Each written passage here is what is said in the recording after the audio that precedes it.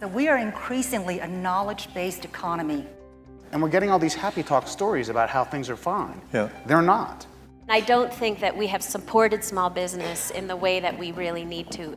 People are putting up new ideas on Kickstarter. How do we make this experience even better for the creators and the backers? And I think that's what gets us up in the morning.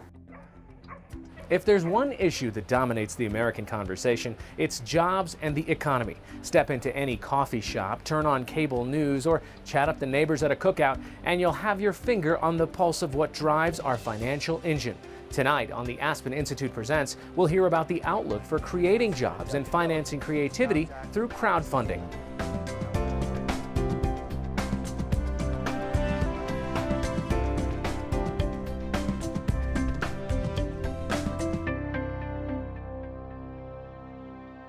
Hi, I'm Hari Srinivasan on location at the 2013 Aspen Ideas Festival in Aspen, Colorado. Consumer behavior, unemployment, and budget deficits all factor into the vast and abstract concept we call the economy. But when it comes to families putting food on the dinner table and sending your kids to college, the economy isn't abstract at all. Every year at the Ideas Festival, people come together to take on issues that affect us all, and there's perhaps none more important than the financial health of America's families. In our first session, we'll examine the challenges of building American jobs. First, we're going to talk about what the state of the U.S. job creation is today. And then secondly, we're going to talk about what the most important things are to be done about it. What are the big ideas to actually solve this problem and make sure they're good jobs for us and for our children down the line. So, Secretary Chow, I'd like to start with you. Well, obviously the current economic situation is not very rosy. The last GDP growth has just been downgraded a bit to 1.6% GDP growth, which is far more anemic than everyone had hoped. Unemployment rate is 7.6%. The level of discouraged workers who have left the workforce is of great concern. And the actual numbers of people who are unemployed plus who want to have full-time work but can't find it and are marginally attached to the workforce, the real unemployment rate is actually nearer 14%. So I think the whole aspect about job creation, having dignity at work, having a purpose at work, is one that concerns our nation dramatically. Obviously, employment is very important because it gives a person a sense of purpose. And all the studies that we have shown, that we have done, and studies that have done outside the department have shown that when people go to work, they are much more psychologically healthy. They are also physically healthier. So job creation is very important. Unfortunately, we've had an economic crisis in 2008, from which the rebound has not been as quick as all of us would have liked. Job creation doesn't really come from the government sector, and you're going to get some pushback on this from, I'm sure, some of the other panelists.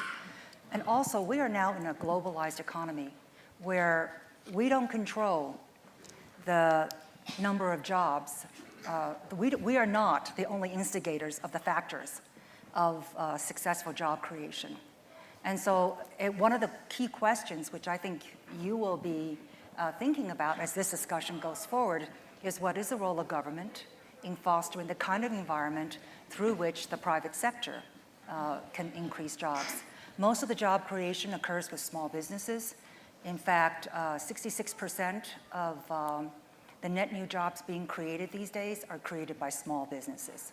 So the plight of small businesses, how regulations affect them, how taxes affect them, how overall confidence of the employer becomes very, very important. And so you're going to hear, obviously, a discussion about that. But job creation is, in fact, in many ways, pretty basic. It's countries that have shown consistently lower tax rates, less regulations, less burdensome regulations, greater fiscal discipline, and greater transparency, respect for the rule of law, have generally done a much better job in job creation. Sarah, do you want to jump in? Sure. What's your view of the state of job creation in the U.S. right now? So I think it's important to think about the sectors of the economy that actually are growing right now. They happen to be the two fastest growing sectors of our economy right now are retail and restaurants. And I know a lot about restaurants. I wrote a book about it. And the restaurant industry right now is over 10 million workers. It's 1 in 12 American workers. And it happens to be the fastest growing, actually, sector of the economy. It actually was one of the only sector of the economy to not suffer dramatically during the economic crisis of the last couple of years. In fact, the industry has just posted record sales coming out of the economic crisis. There's still job growth, actually. They're posting job growth right now.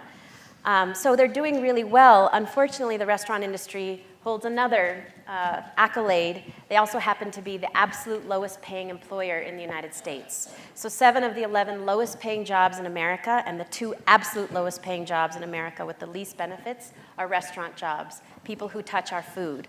Below farm workers, below day laborers, below anybody you think of as a low wage worker, the restaurant industry is the lowest wage employer. And you'll hear from the industry, oh, this is because we have razor thin profit margins, when in fact, on average, most restaurant workers actually work for very large Fortune 500 corporations. So growth may be in small business, I would agree with that, but the vast majority of restaurant workers are working at Olive Garden, Applebee's, IHOP, earning the minimum wage of $2.13 an hour. So the minimum wage for tipped workers in the United States has stagnated for the last 22 years at $2.13 an hour because of behind closed door deals that the National Restaurant Association has struck with Congress.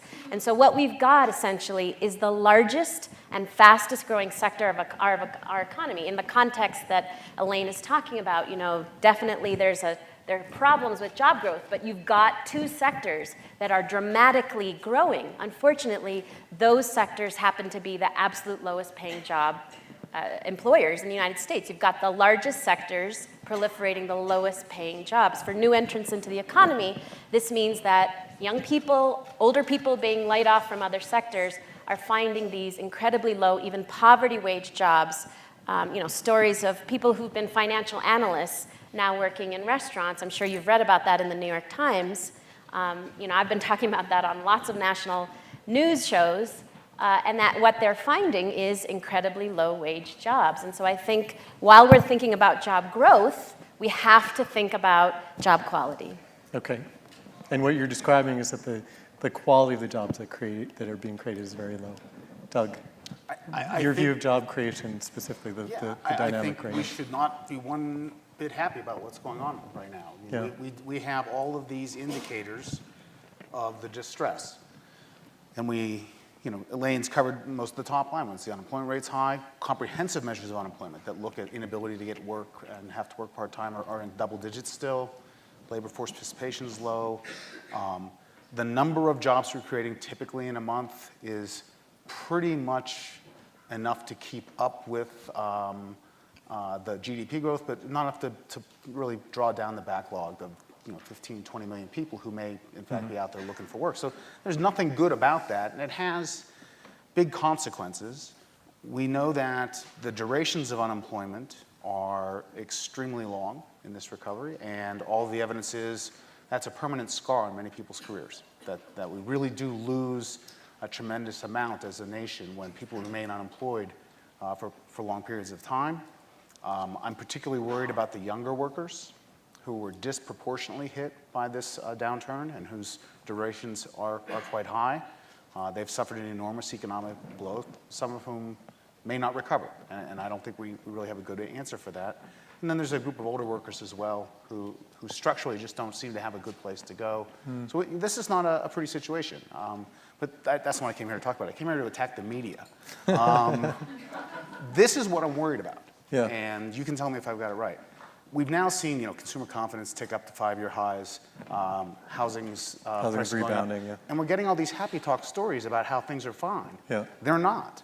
You guys have to stop it. All right, I'll note that down, and we'll work on it. You can read Chords tomorrow and see if it. Austin, do you want to jump in? The dynamic right now, anything to add to? Yeah, look, there's not a big secret in any one month. The job numbers are extremely variable. So we've been averaging 150,000 a month, and that's plus or minus 100,000. And so whenever you see people on TV, whether it's me or Doug or anyone, ignore anything they say unless it's happened for 3 months in a row. Then it means something, but if it's just for that month, it could be anything.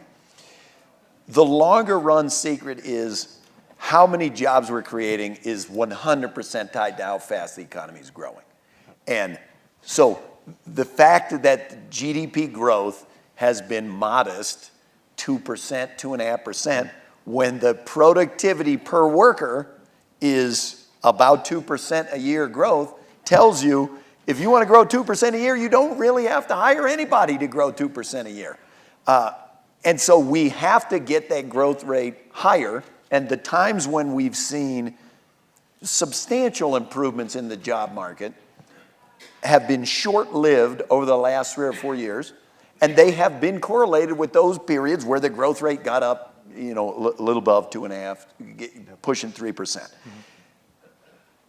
That has a pessimistic and an optimistic side to it, I'd say. The pessimistic side is, as crummy as it is here, look around, look at Europe, look at what's happening in Japan and Asia. Oh my God, at growing at 2.5% a year makes us essentially the fastest growing economy in the advanced world. So it has not been a fun patch for the world economy, and that's why job markets remain in distress. What Doug said is exactly right. The biggest tragedy of the distressed job market are young workers. The unemployment rate of young workers is unbelievably high. And what progress we have seen is actually 100% of the net job creation has been to people over age 50.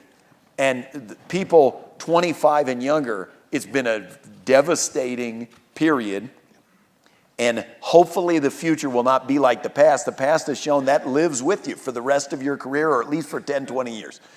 The strongest parts of the job market are those parts where those parts of the economy that are still growing. And they have tended to be services, the healthcare sector. I mean, people are still getting older. They still they're having their hips replaced. They're still getting injured. Don't go picking I on didn't me. say your name. I didn't. And those have been long growing sectors. And we will probably get into some of the dynamics are changing so that even in manufacturing, which had been of long-term decline for many decades, you've seen some rebound. But I think that we should separate in our mind, and maybe it's the transition that you were going to make anyway, the problems facing the future, the jobs of the future, the jobs for our kids, and whether we will remain the richest country on earth are pretty different from the questions of, well, why has the unemployment rate not come down faster in the last 18 months? And it's important to separate those in our mind because we've got to have growth strategy and innovation strategy about that longer run stuff. So I want to very quickly turn to what some of the solutions are and what the jobs will look like for our kids. But before we get there, let's talk just for a second about the structural issues that have led us to this point where there's consensus among this group that we're in a pretty crummy job market where low-quality jobs are being created. Just listening to you now, it seems like your simple answer would be the problem is that the economy isn't growing, and that's why we're struggling to recover. But are there other structural issues? A simple answer, that's not that simple to answer. Yes, that is, I think, the main source of the job market problem. I think the issues of structural unemployment, and just as one factual matter, but it is true that lower wage jobs have been growing faster, but overall incomes, if the only jobs being created were low paying jobs and all the jobs being lost were high paying jobs, average incomes would be falling dramatically. They have not been. Yeah. We want incomes to go up. They have been basically stagnant. But the fact that they have been largely flat tells you it's not all horrible news. It's just not growing as fast as we need it to grow to be making better news. We're in this kind of treading water state. I think the issue of structural unemployment, that people who are in one sector and now that sector is going to have problems, how they're going to shift to another one, or geographic mismatch, that the jobs are in North Dakota, but the people are in Michigan and their house is underwater so they can't sell it. Those are important, but I don't think you should kid yourself. The fact is, the overwhelming explanation for why the unemployment rate got as high as it went and remains as high as it is now is we had a terrible recession. It's a demand story. The growth has not been sufficient to warrant hiring of people to match the sales. The most important factor has not been skills mismatch. Okay. Does anybody want to add, before we move on, the structural issues behind the, anyone want to challenge Austin or add anything to this? I'd love to challenge Austin, but unfortunately, he's right about a couple of things. I think Stop the tape. it's an historic moment. I acknowledge this. No, I mean, there is a lot of discussion about these spatial mismatches and how much the housing markets hurt the recovery because workers can't move to jobs. There's been a lot of discussion about just the skills gap. And those phenomena are real. I mean, you can find examples that they aren't to be dismissed. But they've been around for a long time. We've had spatial mismatch discussions as long as I've been a professional economist. And I'm now on my second hip. I mean, it's been a long time. It's the top line growth numbers that matter. That you can forgive a lot of sins if you're growing rapidly. And that's what we're not doing. Okay. Can I add one other structural thing? If it's true that small business is the #1 source of new job growth, then I don't think that we have supported small business in the way that we really need to. At least in our industry, the primary voice in our industry is the National Restaurant Association, which represents and speaks for the interests of large Fortune 500 restaurant corporations. Small businesses have felt so left out of this conversation in our industry that we actually helped them form an alternative National Restaurant Association called RAISE, Restaurants Advancing Industry Standards and Employment. These small businesses have come together and said, actually, government is not listening to us or supporting us. The Restaurant Association definitely doesn't speak for us. We actually see the ability to grow, produce more jobs when we have what we call high road employment, better wages, better working conditions. We see less turnover, we see higher productivity, we see higher profitability. We're able to grow at a faster rate, in fact, when we create high road employment conditions for our workers. And we've got any number of examples around the country of the great small businesses that are doing this, but they continue to say that there are really structural problems with regard to support for their kind of growth, for creating a level playing field between them and large corporations like Olive Garden, Red Lobster, Applebee's. There are real structural problems that these small businesses face. On the spatial mismatch question, they also say, yes, it's really hard to find skilled workers who know good customer service, even in the restaurant industry, which people may assume is a low-skilled job. It takes a lot of skill, actually, to work in a restaurant. And employers are increasingly looking for training programs and other programs that will help people do better. And that would serve not just the owners and the workers, but frankly, every one of us that eats out. We would have better food and better service. So I think investing in training programs like ours that actually create these matches between good employers and workers seeking jobs would serve everybody. Secretary Tao? You know, I came to this forum with the intent of learning and not to be confrontational. But I have to say that I disagree with everything she has said. Great. Number one, I'm not a defender of the National Restaurant Association, but I have worked with them during my tenure, and they are not comprised only of large corporate entities. They comprise of thousands, and you can go on their website, thousands of mom and pop stores. And imagine if you were an employer of a small enterprise. You have 5, 6 employees. You're faced with the specter of the Affordable Health Care Act. You don't know what to do about that. You're faced with the specter of increased taxes. You can't get a loan because Dodd-Frank has frozen much of the liquidity in your community banks. You're concerned and scared about the future. So what are you going to do? Are you going to go out and take your reservoir of savings and hire someone? No, you're not. You're going to take it with you, not do anything with it, and see what's going to happen.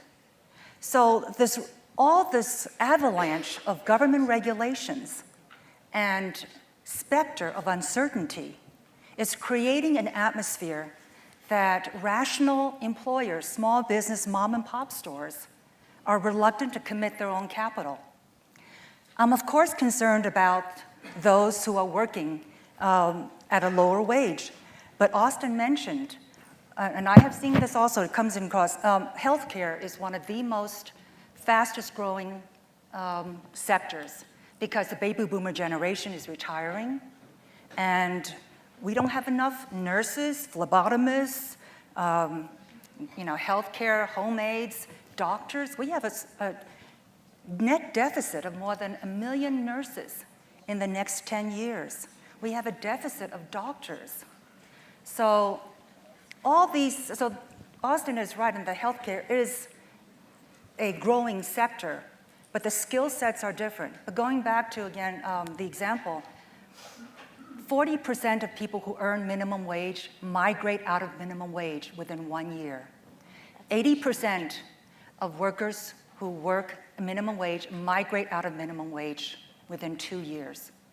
I don't want to get into an argument about minimum wage because it's much, much too complicated. But when minimum wage has an impact on employment, and what we want is that we are increasingly a knowledge-based economy. We want workers to get into the workforce as quickly as they can, because for a worker that doesn't enter the workforce, they lose their grasp on the employment ladder. So we want people to come in, learn, grow, go up that skills ladder as they get from one job to another, gain more skills, make themselves more valuable, they learn, they get training, and then that's how they get better jobs. We see in Europe all these young people at the age of 24 who are rioting in the streets because the employment rate is moribund in Europe. They cannot find a job when they graduate, and they fear that if they don't get a job by the time they graduate, they will never have a job for the rest of their life. And Doug alluded to this. If you are a young person starting out in a recession, you will be forever disadvantaged in your overall life earnings if you started out in a recession. So economic growth is really important. Job creation is really important. Do you want to jump in, Austin? I don't know. There's some things that I agree with that, but on the notion that the primary thing that's holding back job creation in the country is coming from these regulations of the last 2 years, there's absolutely no evidence that that's true. So if you take the reason that small business lending dropped is not from Dodd-Frank. It started with the biggest financial crisis of all times, and it has not recovered. Small community banks got squeezed and crushed. Many of the big small business lenders went out of business. If you look at, for example, the surveys of the NFIB, and they ask small businesses, what are the biggest hurdles to your growth? One of the things they ask about is regulation. And it is up under President Obama, but it's not the highest it's ever been. The highest it's ever been was actually in 1994 under Bill Clinton, when they were putting in lots of regulations, but it was the start of a massive employment boom, the likes of which we have not seen in a long time. And I think there is one thing it's almost a religious decision you have to make, but there's two views of what leads to long-term economic growth. One view says we ought to have as little regulation or rules of the road or what have you as possible, as low a tax rate as possible, as little involvement of government as possible. The other side says, not that we want big onerous government, it says, do we need to invest in major public goods like the education and training system of the United States, like the economic infrastructure of the country, like research and development and science and engineering? And if you favor that, it takes money to do that. And so I think that if in your mind you believe that taxes and regulation are the main driver of growth, then ask yourself, why is Silicon Valley in California? Why California's always been a high tax state. It's always been a high regulation state. Why isn't it in Vanuatu or Kazakhstan or places where the tax on capital gains is 0? So you would think, wow, you can do anything you want to the groundwater on the island of Vanuatu and you don't have to pay any taxes. Why don't great universities move there? Why don't great companies headquarter Because they're there? all officially domiciled in Ireland. They're domiciled in Ireland. And I think the answer is because to attract high-skilled people and to innovate requires a backbone of infrastructure and innovation that involves some aspect of public involvement, let's call it, of public investment. So I don't want to spend too much time on this question of government, how heavy or light government involvement should be. And I want to move to the... Can I make just 2 factual observations to inform the debate? very quick, please. I mean, And I think the honestly, this opportunity is Did he say 2 or true?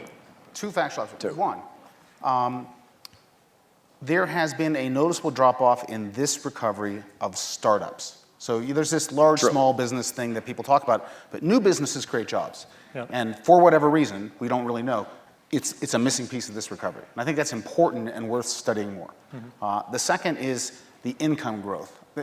That's a really important phenomenon because while all the attention gets paid on job creation and unemployment rates, most people have jobs, but the income's not growing. And that's holding back their ability to spend, their ability to meet their dreams. 70% of US GDP and is it's consumer why they spending. don't move. When things are growing rapidly, people have a lot of confidence that they can go get a job and earn an income. They have a little cushion. Bad income growth is a big problem here. Yeah. Just very quickly, Sarah. So I actually know small businesses, and I've actually been a small business owner myself. I've opened and run 2 restaurants, one in New York, one in Detroit, and I actually work with hundreds of small restaurant owners around the country. So one is Jason from Russell Street Deli in Detroit, Michigan. Jason opened his business in 2007, actually at the end of 2007, right at the beginning of the economic crisis, and was committed, because he was a former restaurant worker himself, to providing livable wages to his workers. Now, Jason has provided a minimum wage of $10 plus tips to all of his employees in the front of the house and at least $15 in the back of the house. He has experienced a 12% growth rate every single year since 2008. And he's doing really well. His community supports him. And Jason was recently with me in the halls of the US Senate saying, I believe in an increase to the minimum wage because I have seen how this helps my employees. I have seen how them doing better allows them to spend in the city of Detroit and spend in my restaurant, has allowed them to actually be more productive because they don't have to worry about paying the rent. And in terms of data, actually on who earns the minimum wage and who lives in poverty, actually 60% of restaurant workers who live in poverty are adults. They are not children or young people moving on to something better. Most minimum wage workers are actually adults. Over 60% of minimum wage earners are adults. The median wage is in the late 30s. The restaurant industry, which is the largest employer of minimum wage workers in the United States, also has the highest rates of poverty among working adults. So these are people who are working full-time and often more than full-time, but experiencing literally 3 times the poverty rate of the US workforce, the rest of the US workforce, and which is bad for all of us, using food stamps at double the rate of the rest of the US workforce, not because they want to, but because they live in such extreme poverty that they have to. The people feeding us can't afford to eat themselves. Now, I don't know about you, but in terms of happiness in having a job, I don't know too many people who can be very, very happy working more than full-time and living in extreme poverty. There are 5 structural reforms the United States needs to undertake to set itself up for the 21st century. And they're right in front of us, and we know what they are. One is education, from K to 12 all the way through higher education, to get better skills in the labor force, no doubt about it. Second, immigration reform. Simply no doubt about it, we need to get this right in the United States. I have a sermon on that, I'll spare you. Third one, a fundamental regulatory reform. The United States ostensibly looks at new regulations and asks the question, are the benefits worth the cost? But it never looks back. It never asks the question, is this still worth doing?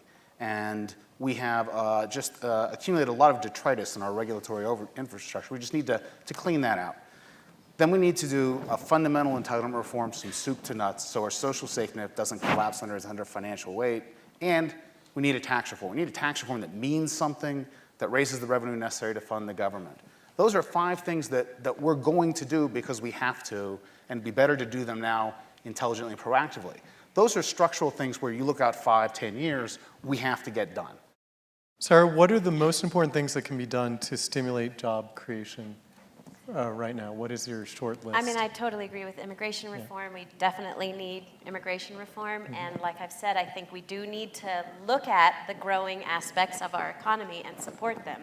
So they happen to be these very large service sector, industry sectors like restaurants and retail. I think we need to think about the fact that those are the growing sectors, support small business in those sectors, and also support high quality jobs in those sectors so that all of the growth isn't in the extremely lowest wage jobs. And that would include raising the minimum wage, yes, which we have seen in multiple states and localities to actually, there are 7 states in the United States that actually have the same minimum wage for tipped and non-tipped workers. They have the highest minimum wages in the restaurant industry of any states in the country compared to all other states.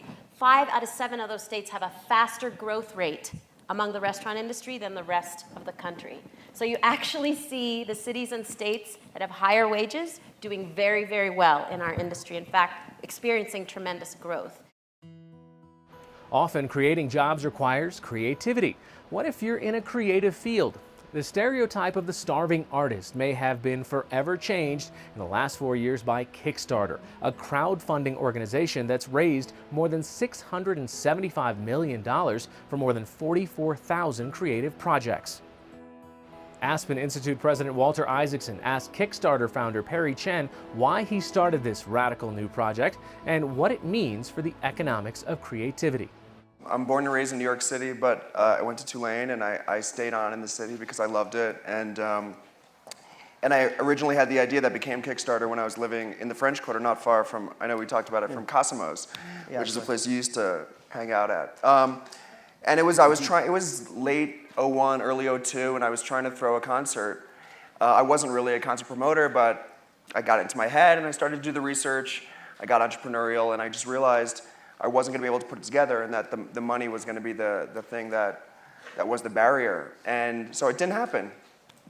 And it bothered me. It's like one of those things you experience where you hit a wall and you're just like, there should be a better way, there's got to be a better way. And as I remember it, they always say there's no light bulb in the bathtub moments, but I really remember kind of running down my staircase, going to see my roommate and being like, well, what if you could, on the web, and remember the web we're talking about is, 11 years ago or so, you could put up this project and say, put it to the people, say it to the audience that would have come. Hey, if we can raise $10,000 by May 1st, it'll happen, and if we don't, it doesn't.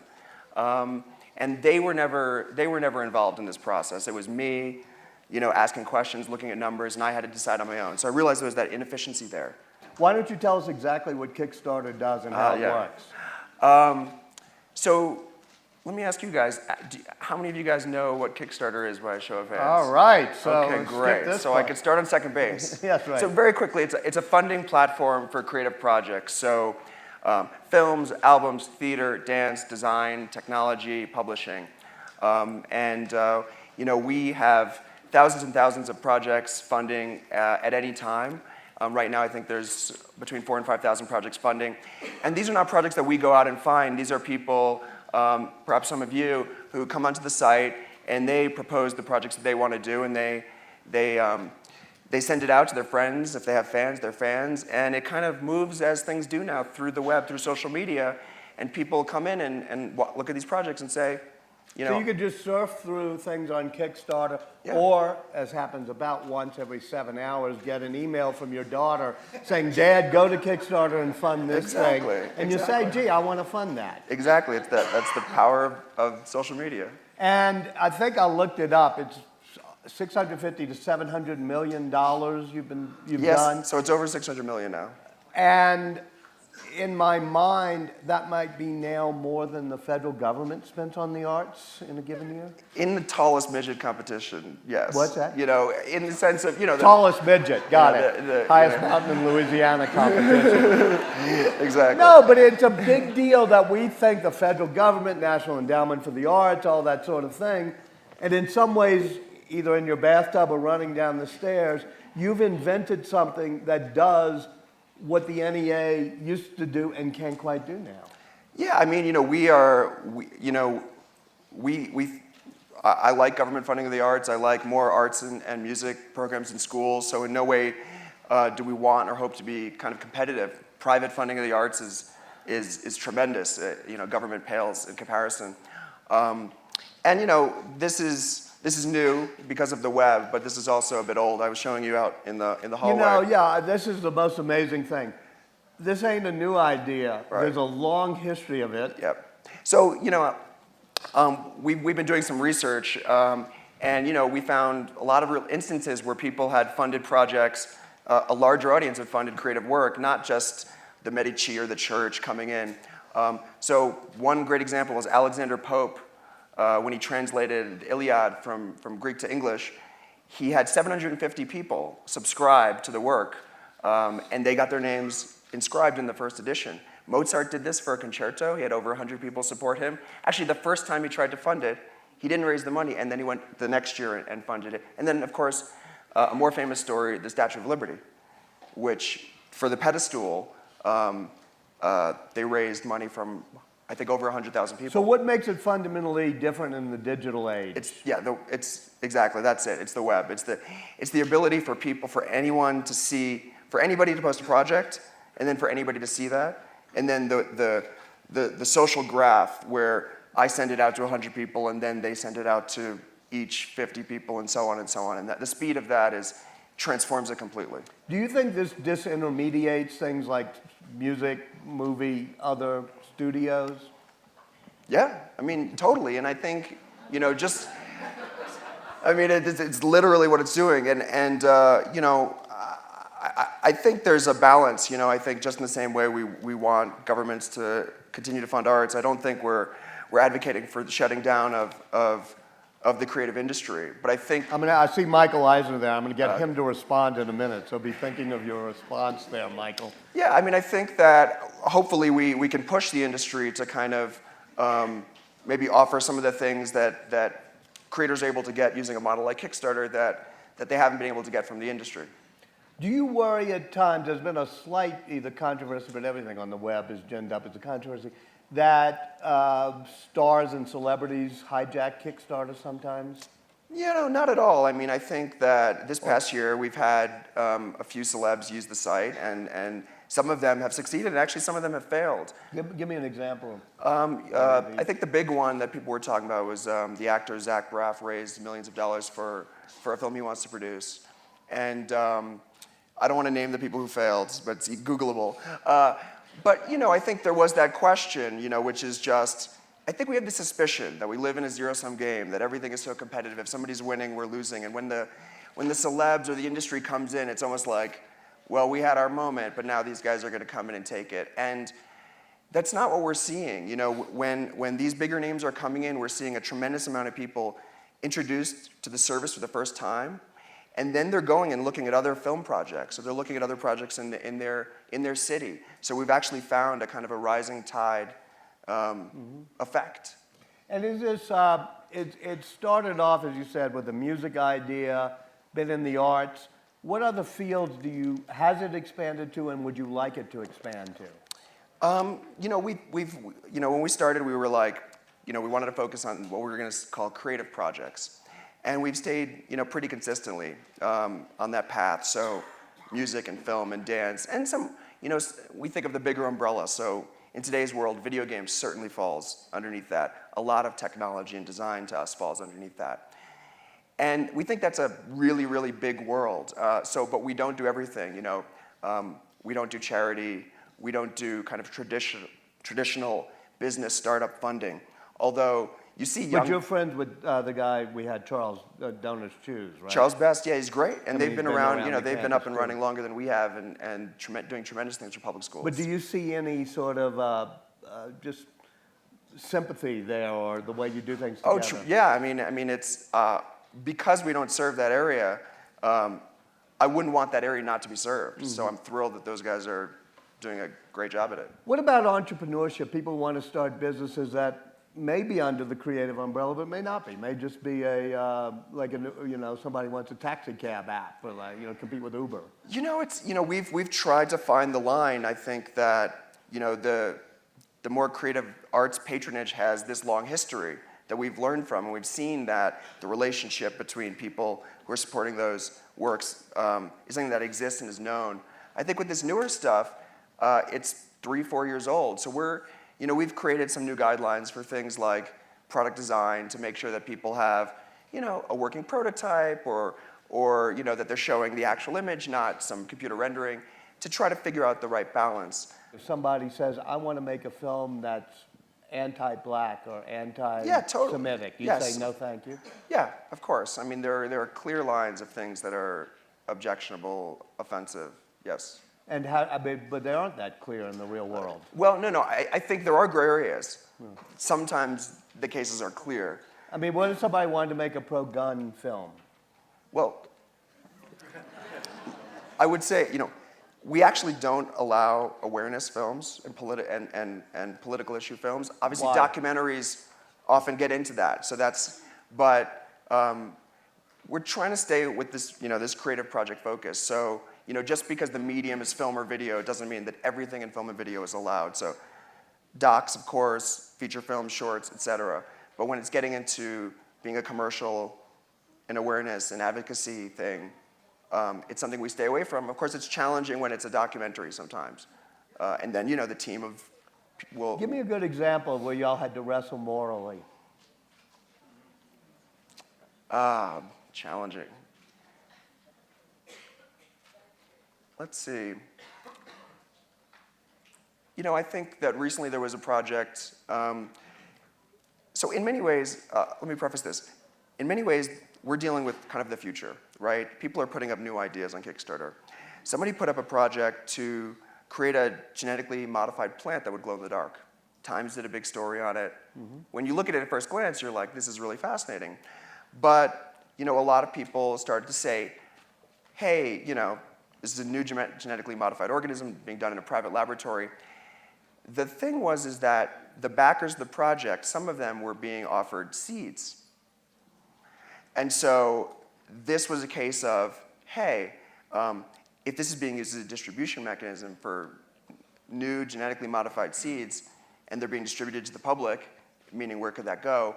Is this an area that, first of all, nobody is regulating, but that this is happening now on Kickstarter? Is this something where we need to step in and think about that, because we're on this bleeding edge sometimes? So that's a conversation right now that we've been talking a lot about. And so you haven't yet decided on that one? No, but And do you have like a committee of elders or chin strokers? I mean, we take this stuff really seriously. So, the community team will talk about it. In cases like this, the founders and the executive team will talk about it. We'll also go outside and we'll talk to people. In this case, I know we've talked to people in the science community. You started this as a way to have people find funding for creative projects. Has it grown to something larger in concept, almost a new way of using the web? Or do you just want to keep it focused as what it is? I think it certainly has. I think one of the biggest things is that a community is being created around each project. That's interesting. And that's the thing that a lot of creators come to us and say, obviously I came here for the funding, but what I did not realize is that these 80, these 500, these 5,000 people are now this community that is centered around my project, that are looking forward to my progress. And I think, as a lot of people here know, it's, classically you kind of work in the dark. You do your thing, you write your book, and you have your small group that you share with, but then there's the reveal. Right. And this is almost pulling people in very early on. And these people, they're not consumers, they're they're your patrons. So they're not looking to be like, oh, I don't like this, I don't like that. They're rooting for this. And, you know, I'm sure, you know, if you could think back to when you were coming up, that's wind at your sails. That's really important stuff. What do people get for funding a project on Kickstarter? You know, I think, I would ask you that. I mean, if you've been a backer too, I think, you know, it varies. Sometimes you're supporting a friend, sometimes you're supporting someone who you've been a fan of for a while. Sometimes I think often it's just like, that's really cool. I want to see that exist in the world. So it's basically altruistic and philanthropic in a way. I think it's a balance. I think there's a real mix. You know, I think as a model, it's different from investment, philanthropy, and commerce. But like all those models, there's times where there's qualities that many of them share. So I think there is a kind of warm glow thing that investors and philanthropists have when they give money.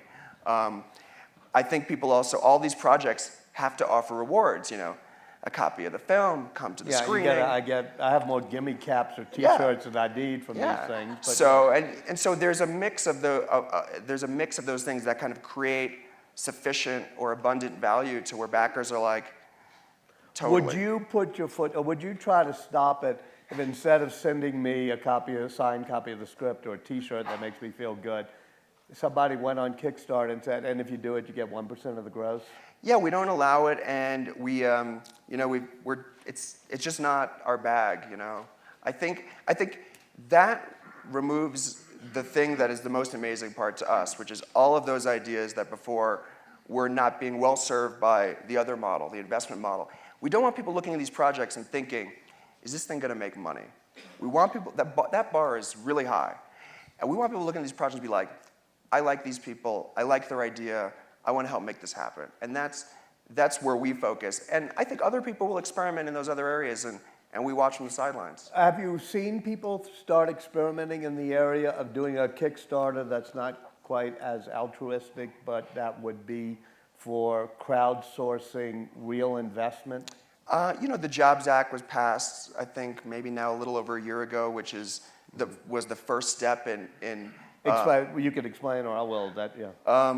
The law allowed very small investors to invest in startups without going through all the SEC and Dodd-Frank requirements. And people sometimes said it was to help things like Kickstarter, meaning if you wanted to invest in a film on Kickstarter, you could be an investor. But of course, you all said no, because that's how it Kickstarter. It was actually a really interesting time for us because we were being used as the example of why the legislation should happen, and we kind of just were never involved, and we didn't say anything. And then after it was passed, everybody's first question was, you know, when are you going to launch this? And we were like, actually, you know, this is not our intent, and we're not really interested in this. I think it's still stuck. It's, you know, it's not, the SEC is going to weigh in on it. I honestly don't know what's going to, you know, as a spectator, I don't know how it's going to play out. And if the SEC says, yeah, you can invest in these things online, crowdsourced, and get an equity stake, would you see that as a threat to Kickstarter? Would you go into that field, or would you just be a spectator? Yeah, we're definitely not going into that. I mean, we have so much on our plate in this area that, and it's just, we think spiritually different from where we come from. I don't think we look at a lot of this landscape as competitive. This stuff is so emergent. I think that in many ways we're looking at a lot of this stuff as, you know, interested in the emergent behavior that surrounds this kind of stuff. You know, in many ways, we're like at the forefront of a new model being really engaged with in like a mass way. And so, you know, that's why we're very public with our stats. Even as a private company, you can go on Kickstarter, and you go to our stats page, and we put up a tremendous amount of transparent information because we think it's important. But do you reveal the names of the donors to each project? Yeah, or can I do it anonymously? Yeah, you could type in anonymous, not Walter Isaacson. Yeah, right. My last question before we go to the audience, name one or two really cool projects or things that most amazed you. Sure. So, you know, my bias is definitely towards the arts. So there was one project by these two artists to write a handwritten letter to everybody in the world. But on Kickstarter, they only wanted to do it for one town. And they had done it twice before. They're called Mysterious Letters. You can Google it. There's some amazing stuff. They go to a town, the two of them. They write a handwritten letter to about 1,000 citizens, and then they mail them, and then they leave, and they've never engaged with them. And people get them all on the same day, and they walk around to their neighbor, and they're like, who, what? Woo! Exactly. So it's like, it's beautiful, it's whimsical. You know, who in the world other than backers like Kickstarter would ever have funded this? It's perfect. And then there's a great New Orleans one, which is a few blocks from my house in the Bywater, which was this musical houses project where an old house, I think, mid-early 1800s house, had fallen down, and this artist Swoon from New York and New Orleans artist put these houses together into 5 structures they created musical houses. And then people would play the houses for performances, and it was incredible. That one I know and love. Yes. I'm Trey. As people use Kickstarter differently, and Kickstarter evolves to meet those new behaviors, what improvements would you like to make in the short term, and what challenges would you like to tackle in the long term? Great question. First off, we love that people use it differently. I mean, we kind of, in some ways, see it as a medium. I mean, some of the most interesting projects I've seen is ways where they're not just, backers will not just get a copy of the film or go to the screening, but they're bringing their backers in. They're saying, well, I need 100 people to do this thing, so the backers who come in will all get to join us on this day or something. And I think that's really interesting. Bringing people in closer. What was the other? So, what would you like to? What would we like to work on? Yeah. I think that we are defining this experience. Like, there's the model itself, and the model is working well, but we're defining this experience of what it is when any of you go on and you back a project, or you create a project. Obviously, the creator is the biggest factor in whether the experience for backers is good. But we have so much we can do to help bridge that gap. The tools they use to send out the updates from what the latest stuff is going on. The tools we give them to help them along the way as they're creating their project, as they're they're delivering their rewards. So shaping those experiences, and tools is just one part of it, but just this is a new phenomenon, people connecting this way around a creative work on the web. And that's the most exciting part for us, is how do we make this experience even better for the creators and the backers? And I think that's what gets us up in the morning. In doing this, you've removed sort of the gatekeeper, whether it's Simon & Schuster giving me the advance or Disney sort of paying for a project. How does that change art in the long run? All of a sudden, it's kind of kookier project. It's more. It's just more. And that's the goal. It's just more things. Yeah, but the letter writing to the small town, the music houses in New Orleans, it seems like there's a different type of art. This stuff has always been out there. People have been trying to get grants, find ways to get this stuff done. And that's why we are in league with foundations and the government and schools and everybody who's pushing more creative works out there. We don't think about this as competitive. We just want more creative works out there.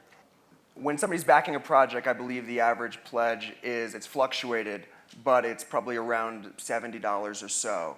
But when I back projects, sometimes because I'm backing so many, it's $1 or $5 here or there, or if I really want one of the rewards, it's what that is. And actually that's a really important part of it, which is just, I think people always feel like, I don't want to give $1, but the creators, they get an email, they say, you have a new backer, it's the best thing that's happening to them at that time, and that vote of confidence is massive. So if you guys are ever on a project and you're like, I don't want to just give $1 or $5 or whatever, please go ahead, they love it.